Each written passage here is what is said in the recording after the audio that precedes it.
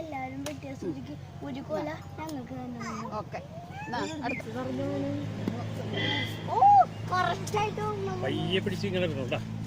ഇതിനായിട്ടോടൊന്നും പറയില്ലല്ലേ നീ.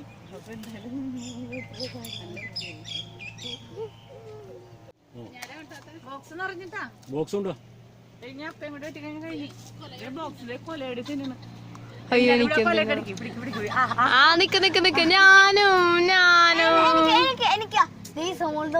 അമ്മ അവക്കും കൊടുക്ക അവക്ക് മറ്റേ വിഷം